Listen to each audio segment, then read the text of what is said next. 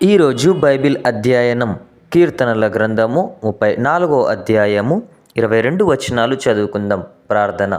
మిక్కిలి ప్రేమ కలిగిన దేవా, నీకు వందనాలయ. చదువుతున్నటువంటి లేఖనములలో మాకు జ్ఞానాన్ని అనుగ్రహించండి. ఆమేన్.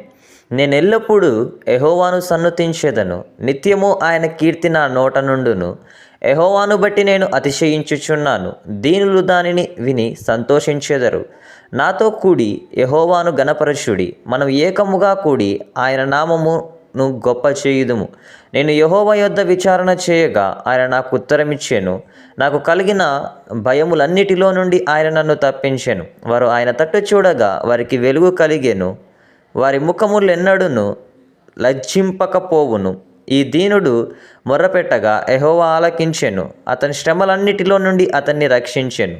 యెహోవా యందు భయభక్తులు గల వారి చుట్టూ ఆయన దూత కావలియుండి వారిని రక్షించును. యెహోవా ఉత్తముడని రుచి చూచి తెలుసుకొనుడి, ఆయనను ఆశ్రయించువారు నరుడు ధన్యుడు. యెహోవా భక్తులారా, ఆయన యందు భయభక్తులు ఉంచుడి. ఆయన యందు భయభక్తులు ఉంచువానికి ఏమీయూ కొదవలేదు.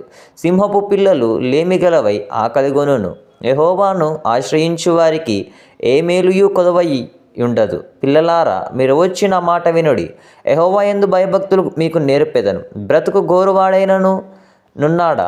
మేలు నొందుచు అనేక దినములు బ్రతుకు గోరువాడెవడైనను నున్నాడా? చెడ్డ మాటలు పలకకుండా, నీ నాలుకను కపటమైన మాటలు పలకకుండా నీ పెదవులను కాచుకొనుము. కీడు చేయుట మాని మేలు చేయుము, సమాధానము వెతకి దాని వెంటాడుము. యెహోవా దృష్టి నీతిమంతుల మీద నున్నది, ఆయన చెవులు వారి మొరలకు ఒగ్గియున్నది. దుష్టక్రియలు చేయు వారి జ్ఞాపకమును భూమి మీద నుండి కొట్టివేయుటకై యెహోవా సన్నిధి వారికి విరోధముగానున్నది.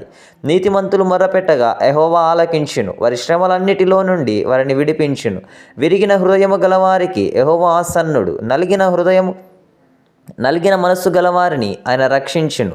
నీతిమంతునికి కలుగు ఆపదలు అనేకములు, వాటి అన్నిటిలో నుండి యెహోవా వానిని విడిపించును. ఆయన వాని ఎముకలన్నిటినీ కాపాడును, వాటిలో ఒకటైనను విరిగిపోదు. చెడు నడతను భక్తిహీనులకు సంహరించుము. నీతిమంతుని ద్వేషించువారు అపరాధులుగా ఎంచబడదురు. యెహోవా తన సేవకుల ప్రాణమును విమోచించును.